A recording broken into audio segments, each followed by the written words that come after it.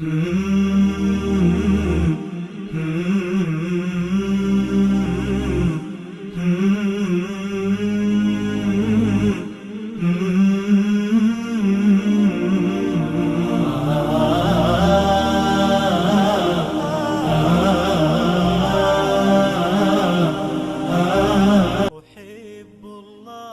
pendant un moment, mon activité principale, c'était la marche. Et en marchant, j'ai commencé à me poser des questions, quel est le sens, quel est le but de la vie, ce qui est donc je me suis renseigné, j'étais sur internet en m'intéressant au hasard, aux probabilités. Quand on le lit, c'est comme si c'est Allah subhanahu wa ta'ala qui te parle, c'est très émouvant. Pour moi, quand j'ai entendu parler de ça, l'éveil que j'ai eu quand je suis tombé sur la série, c'est vraiment, je suis tombé sur un trésor. Pourquoi j'y ai pas pensé avant? C'est plus qu'un trésor, c'est quelque chose, le but de la vie. اللهم ثبتهم على الإيمان وارزقهم أعلى الجنان كما رزقتهم هداية القرآن بالقرآن اهتديت بالقرآن اهتديت في رحبه تحلو الحياة شوقا إلى المولى هداي أسلمت روحي للإله نور الحنايا والطلوع لله أعلنت الرجوع آياته تغدو شموع ويفيض في قلبي سنا نور الحنايا والطلوع لله أعلنت الرجوع آياته تغدو شموع ويفيض في قلبي سنا.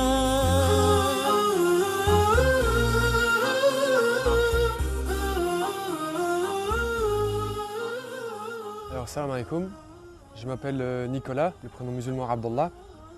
Jusqu'à mes 13 ans, j'ai envie de dire jusqu'à mes 13-14 ans, j'ai vécu une vie assez banale, un petit peu comme tout le monde. Aller à l'école. Jusqu'à l'âge de mes 13-14 ans, j'ai commencé à dévier, à être démotivé. من شاب عادي غربي في فرنسا إلى مدمن خمر ثم أدمن المخدرات حتى انتهى به الأمر إلى الإسلام وذلك بسبب الصدفة. Donc voilà, donc à mes 13-14 ans, comme j'étais démotivé, j'ai quitté l'école, j'ai arrêté l'école. J'avais un mauvais comportement avec mes parents. J'ai commencé à fumer des cigarettes, du cannabis, à prendre de l'alcool, différentes drogues. J'en suis devenu addict. عندما بلغ 13 وحتى 20 من عمره انقطع عن الدراسة والعمل. كان يسرق من والده وينفق المال في المخدرات والخمور. Arrivé un jour, j'ai décidé d'arrêter ces bêtises, la consommation, et je suis passé par des grosses angoisses, sans avoir entendu parler de l'islam. Et un jour, j'ai décidé d'arrêter ces bêtises-là. ما هي النقطة وما هي البداية الحقيقية وأنت تعيش الحياة الكئيبة التي جعلتك تنتقل من هذه الحياة إلى حياة أخرى؟ الشرارة أين كانت؟ Donc, moi, je suis passé par oui, comme vous dites, une période noire. Donc j'ai décidé dans laquelle je faisais des bêtises. Donc un jour j'ai décidé de les arrêter. Je suis passé par des angoisses. J'ai eu des problèmes de nutrition, des problèmes de sommeil. Et pendant un moment, mon activité principale, c'était la marche. Et en marchant, j'ai commencé à me poser des questions, quel est le sens, quel est le but de la vie. Donc je me promenais, je marchais. Et durant cette marche, j'ai remarqué qu'en regardant des plaques d'immatriculation, mais pas sur la même voiture du moins, ça revenait sur des voitures différentes. J'ai trouvé ça bizarre, j'ai trouvé ça étonnant. Comment ça se fait? Est-ce qu'il y a quelque chose derrière ça? Donc je me suis intéressé aux probabilités et au hasard. Ce qui est donc je me suis renseigné, j'étais sur internet en m'intéressant au hasard, aux probabilités.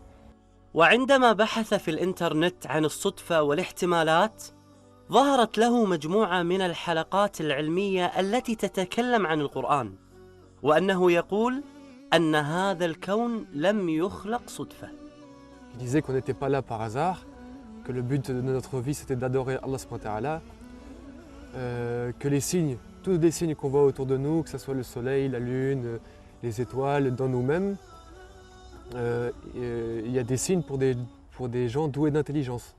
بالقرآن اهتديت في رحبه تحلو الحياة شوقا إلى المولى أتيت أسلمت روحي للإله نور الحنايا والطلوع لله أعلنت الرجوع آياته تغدو شموع ويفيض في قلبي نور الحنايا. بلال رضي الله عنه وأرضاه دخل على النبي عليه الصلاة والسلام في بيته يستأذنه للأذان لصلاة الفجر، فوجد النبي صلى الله عليه وسلم يبكي ويزداد في البكاء حتى بل حجرة ثم بل الأرض، فقال يا رسول الله يعني تبكي هذا البكاء وقد غفر لك ما تقدم من ذنبك وما تأخر؟ قال يا بلال أفلا أكون عبدا شكورا؟ إني والله اليوم نزلت علي آيات ويل لمن قرأها. يعني أحبابنا اللي يسمعون هذه القصة هي على الإطلاق أنا وأنتم ونحن وهؤلاء كل مسلم يقرأ هذه الآية النبي عليه الصلاة والسلام يقول ويل لمن قرأها ولم يتدبرها ولم يتفكر بها. يقول الله سبحانه وتعالى إن في خلق السماوات والأرض واختلاف الليل والنهار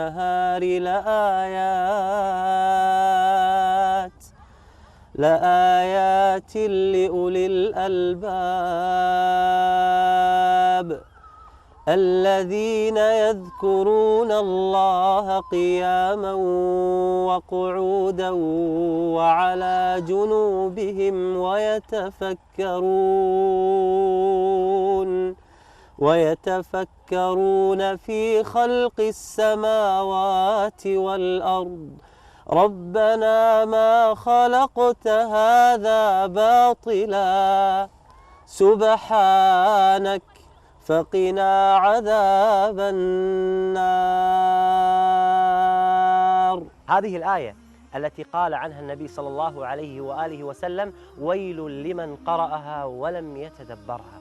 هذه الآية عندما نظر إليها وقرأها عبد الله نيكولا مترجمة باللغة الفرنسية خشع قلبه فتأثر فأصبح ينظر إلى الكون بشكل مختلف. الأشجار مختلفة والأنهار مختلفة والسماء مختلفة والشمس مختلفة. أصبح ينظر إليها بأنها آيات عظيمة تدل على خالق عظيم غفل عنه الكثير. Et j'ai fait subhanallah, pourquoi j'y ai pas pensé avant, c'est évident, c'était une évidence. L'existence d'un créateur, que nous sommes dans la création, qu'Allah subhanahu wa ta'ala a tout créé, qu'il a le pouvoir sur toute chose. Ça a été vraiment le premier déclic, quoi, le truc qui m'a fait l'éveil. À la suite de ça, donc ça s'est fait petit à petit, j'ai commencé à me renseigner, à lire, à apprendre un Coran, à lire la traduction du sens des versets. Et ça m'a touché, vraiment, ça m'a touché au cœur. Comme quoi c'était, subhanallah, c'est indescriptible. Quelque chose de vraiment... quand on le lit, c'est comme si c'est Allah subhanahu wa ta'ala qui te parle, c'est très émouvant. أخي عبد الله هذه محبة واختيار من الله سبحانه وتعالى.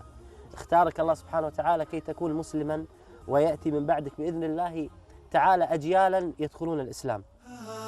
بهداية من فضل ربي جماله وقلبي يخضر إحساسي ودربي وملامحي حين اهتديت بالقرآن برحمه تحلو الحياة شوقا إلى المولى أتاي أسلمت روحي للإله بالقرآن برحمه تحلو الحياة شوقا إلى المولى أتاي أسلمت روحي للإله. كان المدى أشواك حتى كسه الندى، والقلب قد أرضاك يا رب حين اهتدى، يا رب حين اهتدى.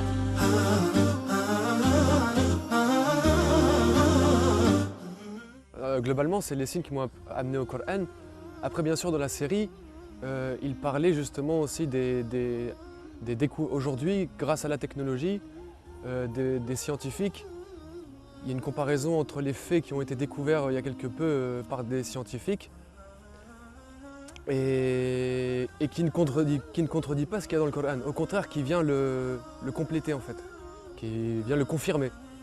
Donc ça, c'est aussi assez troublant, c'est quelque chose qui donne encore plus la foi aussi, qui amène tout cela, c'est quelque chose. Comme je dis, moi je ne sais pas assez d'éloquence pour mettre des mots là-dessus, mais pour mon cœur, c'est une lumière. C'est vraiment, d'ailleurs ils le mettent dedans, c'est une lumière qui est descendue. من رحمة الله سبحانه وتعالى علينا بأنه إذا أراد الهداية لشخص يضع له علامات.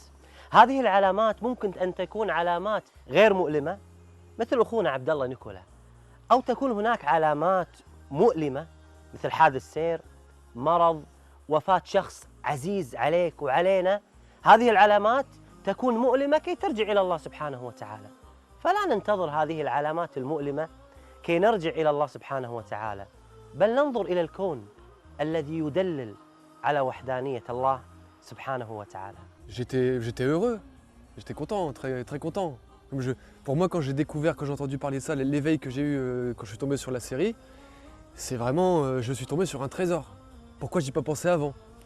C'est plus qu'un trésor, c'est quelque chose, le but de la vie. Donc, après, la conversion, c'est plus, c'est des gestes. Ce qui se passe, c'est dans le cœur. Après les actes d'adoration, la mosquée et tout, ça c'est des actes de foi pour dire voilà, tu as la foi, tu veux prouver à Allah subhanahu wa ta'ala que tu as la foi.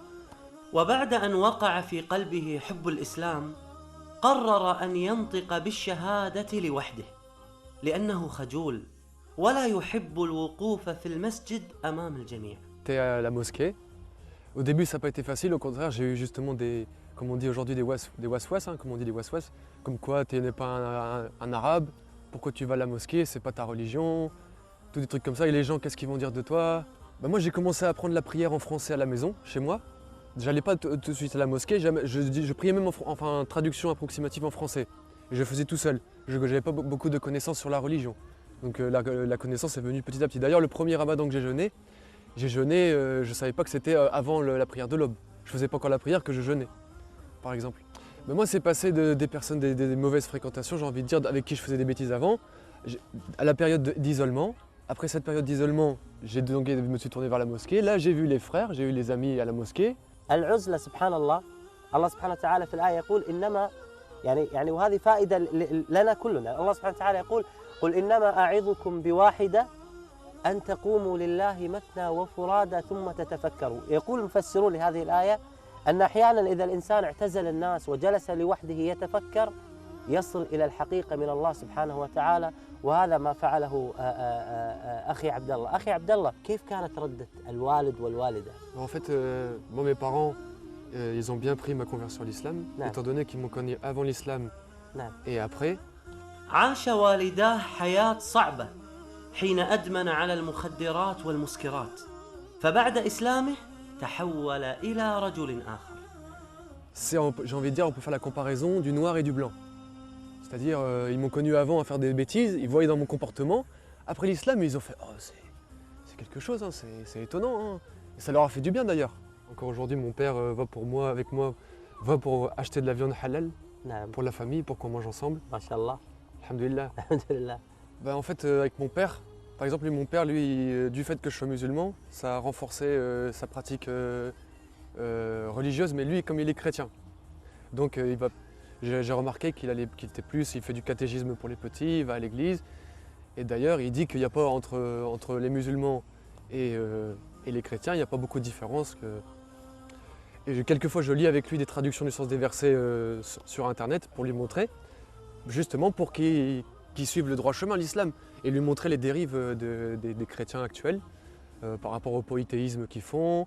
لما اشتكى جوف الظما لما بكى جفني دما والدرب خاف جهنما لجأت للقرآن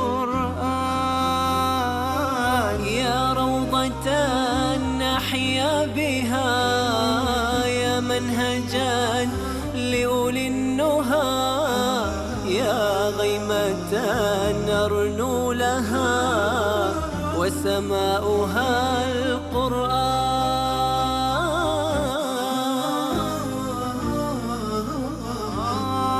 عم الظلام فؤاديها بات الليالي قاسية ما عدت أدري ما الضياء إلا مع القرآن همعنت في آياته فأنست في صفحاته ورشفت من نفحاته ما أعذب القرآن. وجدت في عين عبد الله الصدق والحرص على حفظ كتاب الله سبحانه وتعالى. فعلا كنت سعيد جدا بلقاء عبد الله وسماع قراءته لكتاب الله عز وجل.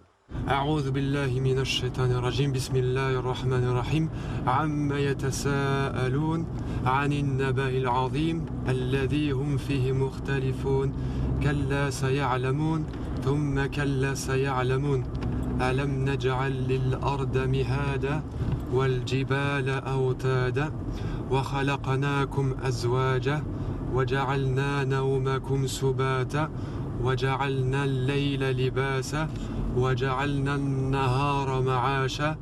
القرآن نور حياته، فلذلك هو حريص على تعلمه باللغة العربية ودراسة معانيه بالفرنسية. بعد الإسلام كيف أصبحت حياتك مع كتاب الله سبحانه وتعالى؟ هل تقرأ القرآن بشكل يومي؟ هل تعيش مع القرآن؟ أخبرنا. J'essaye de lire le Coran chaque jour parce que c'est ma nourriture pour mon cœur, que ça soit dans les bons moments ou les mauvais. C'est ça qui me fait vivre. Non, je sais lire certaines parties du Coran en arabe que j'ai apprises, mais sinon le Coran en entier, j'aime bien pour méditer plus facilement, lire la traduction, écouter la récitation en arabe et lire la traduction du sens des versets pour que moi je comprenne mieux. Et en même temps le tafsir, l'explication du Coran, je lis en français pour mieux comprendre le Coran. ما شاء الله. الحمد لله. اليوم أنت تجد صعوبة في الكلام معنا، فقلت دعاء موسى عليه السلام. ماذا يقول دعاء موسى عليه السلام؟